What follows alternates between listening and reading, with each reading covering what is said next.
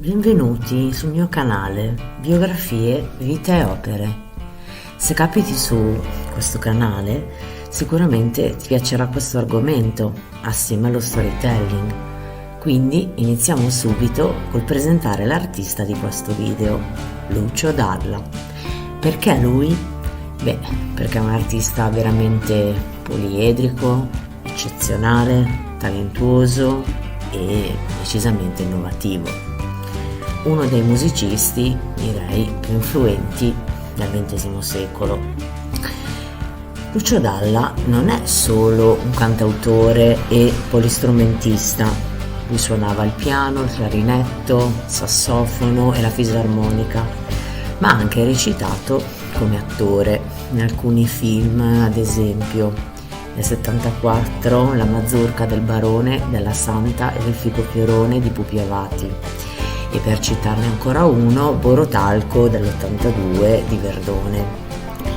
Ma veniamo alla biografia di Lucio Dalla. Nasce a Bologna il 4 marzo 1943 e qui già molti avranno riconosciuto il titolo della sua celebrissima canzone, e incomincia a suonare sin da giovanissimo.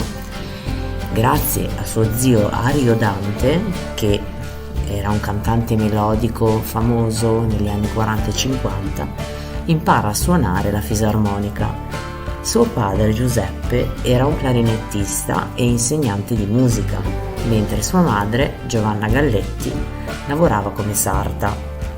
Fin da giovane, quindi, Lucio fu contornato da musicisti, ma soprattutto mostrò un talento veramente straordinario e imparò a suonare all'inizio il clarinetto e il sassofono, e poi quindi la sua passione per la musica lo portò a frequentare il conservatorio locale, dove affinò le sue abilità e coltivò il suo amore per la composizione. Dalla ha ricordato più volte come sua madre fosse convinta che proprio di avere un figlio geneticamente portato per lo spettacolo, l'ha definito letteralmente geneticamente portato per lo spettacolo, non ostacolandolo mai nei suoi progetti. Possiamo sintetizzare così a grandi linee la sua produzione musicale in una stagione, un periodo comunque jazz, le origini jazz, poi ha fatto un periodo dal 73 al 76 collaborando con il poeta Roversi, e poi c'è stato il periodo della sua maturità artistica, e poi molti chiamano la fase pop, alternata però comunque da molte incursioni nella musica classica, colta e accademica. Ha perfino fatto un disco di musica dance, quindi cominciamo proprio a inquadrare il personaggio, no? Da adolescente la sua passione cade sulla musica jazz, e pensate che a 10 anni il marito della socia nella sartoria della madre gli regalò un clarinetto.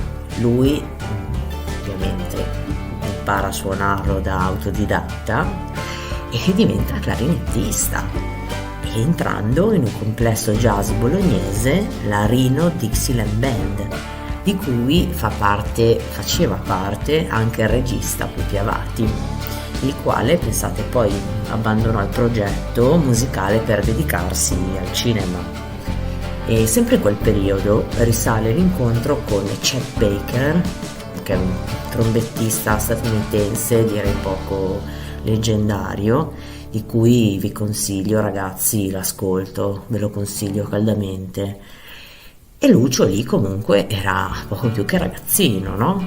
E era già virtuoso al clarinetto e venne invitato più volte da questo jazzista, da Chet Baker, non mi limito a dire jazzista, ma grande jazzista direi, che all'epoca viveva proprio a Bologna, dove ha vissuto in Italia. Il giovane Dalla in seguito duetterà non solo con lui, ma anche con altre importanti figure del jazz come Bud Powell, Charles Mingus e Eric Dolphy. Quindi qui chiudiamo i primi anni insomma di formazione e introduciamo gli anni 60. Alla fine del 62 entra a far parte dei Flippers, a cui Dalla si aggiunge come voce solista, quindi adesso canta ed è la voce solista e suona il clarinetto e il sax. Più avanti partecipa ad alcune incisioni di Edoardo Vianello, e i Flippers accompagnavano, li facevano proprio da gruppo di supporto, e proprio con i Flippers quindi avrà la possibilità di incidere il suo primo contratto. Lucio Dalla era un ammiratore di James Brown e del suo stile vocale e utilizza appunto questa tecnica vocale disarmonica, aspra, con questi acuti, improvvisazioni e variazioni comunque di tono che sono ai limiti, tra virgolette, delle logiche musicali, perché non c'è una logica, credo, no? C'è tanta creatività e qui di sicuro non manca. Così facendo quindi impone il proprio marchio, no? Si crea questo personaggio e viene notato da Gino Paoli, che in lui vede il primo cantante solo italiano, quindi attenzione, grande svolta nel 62. Forse ancora di più nel 63, perché Paoli si offre di fargli da produttore, quindi Dalla prende una decisione importante e lascia i Flippers e inizia così un altro capitolo, la sua carriera solista, no? In particolare nel 64 inizia approdando la RCA, un'etichetta italiana, però purtroppo riscuote poco successo, incidendo brani come Lei e Ma questa sera, che quest'ultima è una cover di Hey Little Girl di Curtis Mayfield. Purtroppo il suo esordio al cantagiro è traumatico, pensate che gli vengono tirati perfino degli ortaggi, però lui comunque non si perde l'animo, aggiungo anche grazie a Dio. Arriviamo quindi al 66, fonda un proprio gruppo di accompagnamento con questi musicisti bolognesi, gli Idoli, e incide proprio il suo primo album intitolato 1999. Il disco possiamo dire che fa principalmente leva su due brani, Quando ero soldato e Puff Boom, e proprio con quest'ultimo pezzo, con Puff Boom, va al Festival di Sanremo abbinato con gli Yardbirds di Jeff Beck, quindi attenzione, non stiamo parlando del nulla. L'anno dopo, quindi il 67, suona come spalla di Hendrix al Piper di Milano.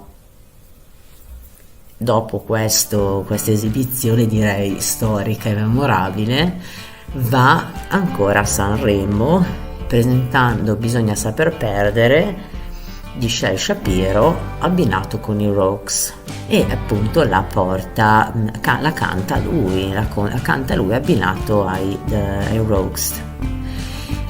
Dopo questo Sanremo si può dire che Dalla comunque inizia e attraversa in maniera proprio più diretta la sua stagione beat.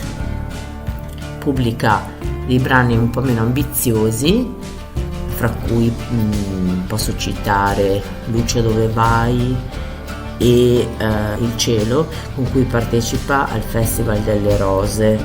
Però qui c'è una vittoria e vince in special modo il premio della critica. Dunque dovete sapere che Lucio Dalla era molto stravagante, l'eccentrico per definizione, schierato politicamente a sinistra, idee che di certo non ha mai nascosto. Ha avuto però molti screzi con vari gestori dei locali proprio appunto per le sue attitudini pittoresche. Per farvi un esempio, Gallina al guinzaglio, poi ho trovato andare sul palco a piedi scalzi, poi proprio perché era stato rimproverato che era salito sul palco a piedi scalzi, aveva deciso di pitturarsi i calzini sui piedi appunto nudi. Andiamo avanti, andiamo nel 1968 in cui partecipa come cantante narratore nel film Franco Ciccio e le Vedove Allegre e canta canzoni, due canzoni, Il cielo e Dire che ti amo. Poi l'anno dopo, quindi 69, ottiene una sigla nel programma Rai per bambini, Gli eroi di cartone, e la canzone che viene scelta si chiama Fumetto. Termina qui la prima parte del video su Lucio Dalla. Se vi è piaciuto questo riassunto mettete un mi piace, condividete e come sempre iscrivetevi al canale. Se avete qualche richiesta riguardo qualche artista o artisti in particolare, scrivetemelo nei commenti, mi raccomando.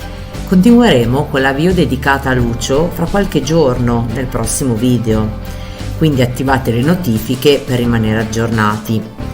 Vi ringrazio per essere rimasti finora qui con me. Io sono Ale ed è stato un piacere lavorare a questo video. A presto, ciao e buona vita a tutti!